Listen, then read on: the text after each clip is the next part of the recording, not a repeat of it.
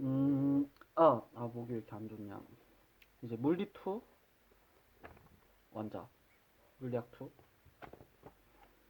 가장 먼저 1단원, 힘과 평형 단원으로 들어가 볼 건데, 가장 먼저 이제 물리1에서 나왔던 힘의 개념, 이런 것부터 알아보고 나서 뒷부분으로 가면은 벡터라는 개념이 새롭게 등장을 합니다. 그래서 오늘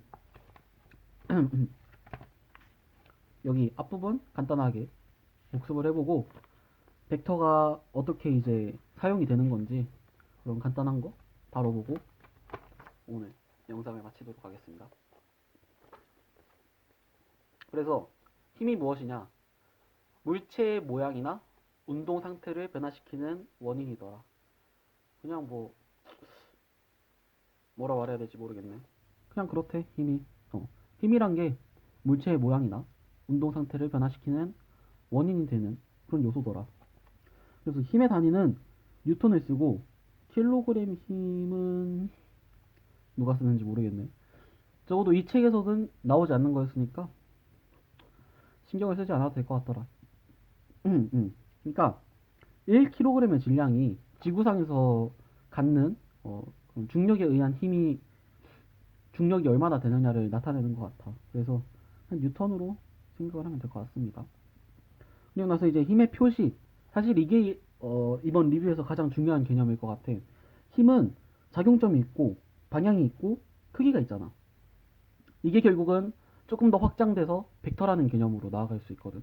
그래서 화살표의 길이가 힘의 크기가 되고, 그다음에 여기가 힘을 가한 지점, 그리고 이게 힘의 방향이 되겠더라. 그래서 나중에는 이 힘을 분해하거나 합성하는 것까지, 중학교 때도 간단하게 다뤘지만 조금 더 좌표기로 옮겨와서 조금 더 어려운 거, 사실 그렇게 어려운 건 아니지만 벡터를 이용한 여러 가지 내용이 나옵니다.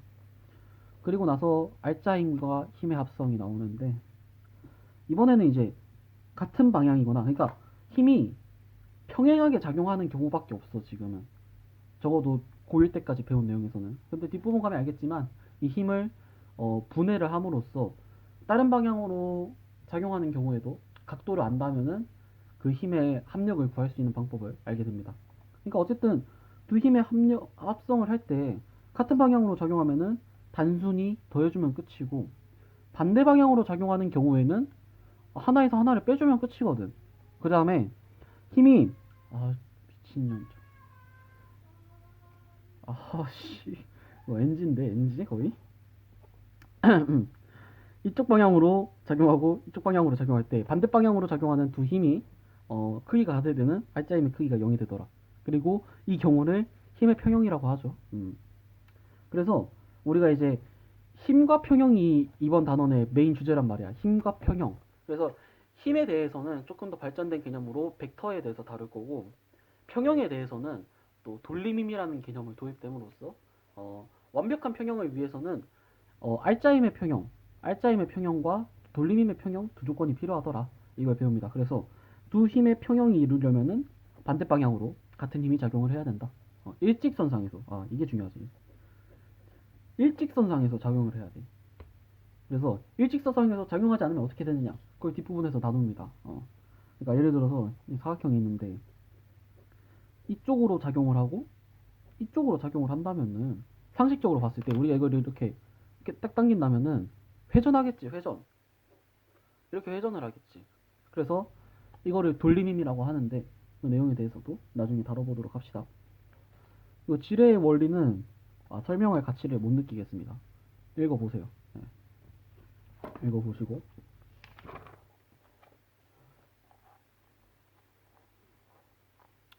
그 다음에 스칼라량과 벡터량, 이걸 다루는데,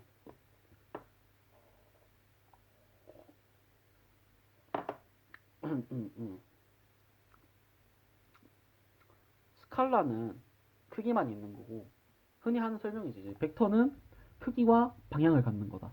크기와 방향을 가지면 벡터다. 그래서 보면은 이동 거리는 방향이 없잖아. 그냥 얼마만큼 이동했습니다만 있는 거야.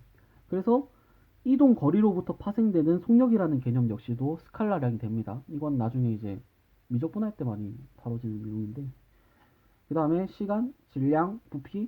뭐 헷갈리는 게 거의 없어. 그러니까 스칼라량은 방향이 없는 물리량을 스칼라량이라고 한다. 그래서 이거 이동거리랑 속력, 그 다음에 그에 대응되는 게 위치랑 변이, 속도라는 개념이거든.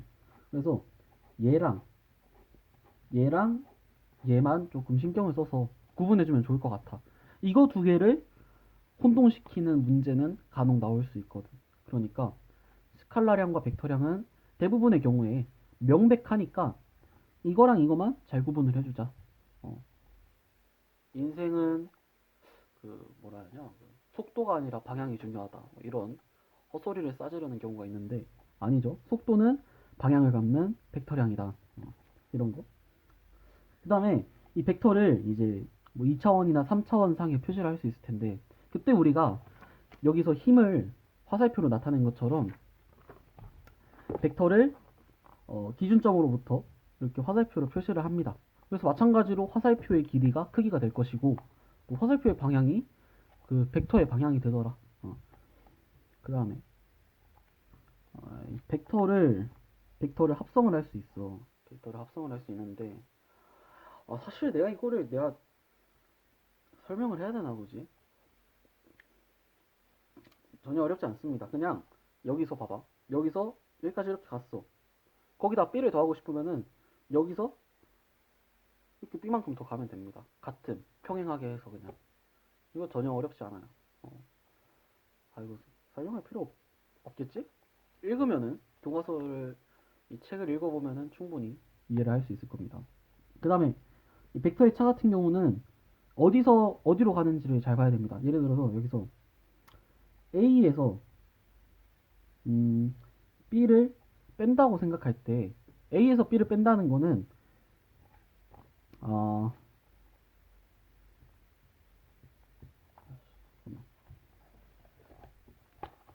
백지를 갖다 놓고, 우리가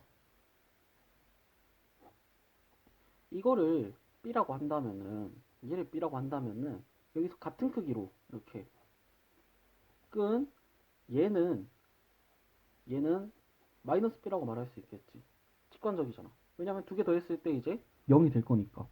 그러니까 이걸 마이너스 B라고 할 수 있으니까 A 마이너스 B는 결국은 A 플러스 마이너스 B 개념하고도 대응이 됩니다.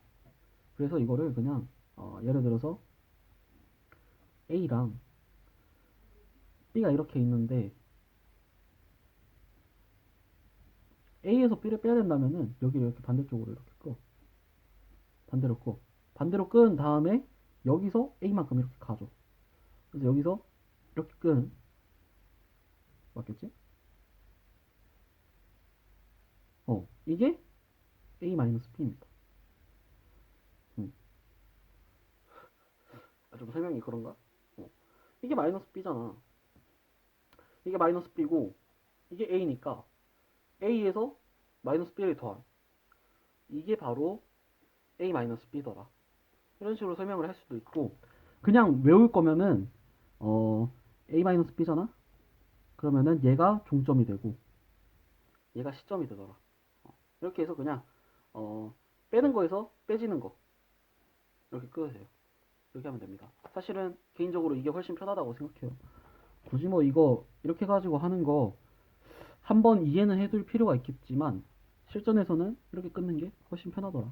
그리고 어차피 이 내용 기하에도 있으니까 기하 교과서를 펴보셔도 될 것 같아요.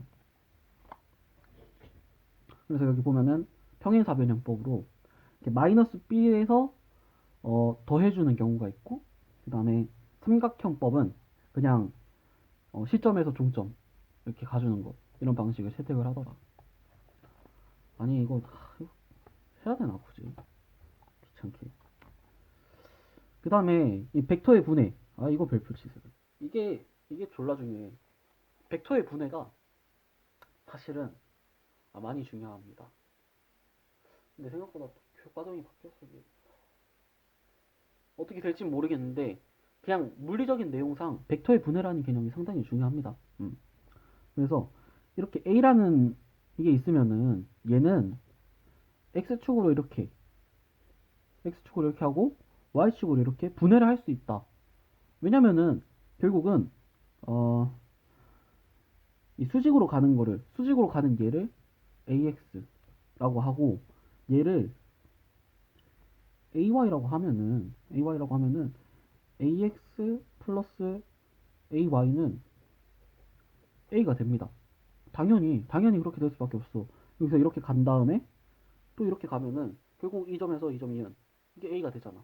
그러니까 반대로 이 과정을 반대로 했을 때 A라는 벡터를 X축과 Y축 방향으로 각각 분해를 할 수 있더라. 이게 진짜 중요합니다. 그리고 나서 이 A의 크기는 어떻게 구할 수 있겠냐? 얘랑 얘가 있으니까 피타고라스를 이용해서 이렇게 구할 수 있더라. 그리고 또 우리가 삼각함수를 배웠으니까 A의 크기가 주어졌을 때는 AX가 코사인 세타 곱한 거. 그치? 그 다음에 얘도 사인 세타 곱한 거. 뭐, 이게 구할 수 있고, 이해 안 되는 부분이 있으면은 댓글 달지 마시고, 책을 한 번 더 읽어보는 습관을 들이도록 하겠습니다.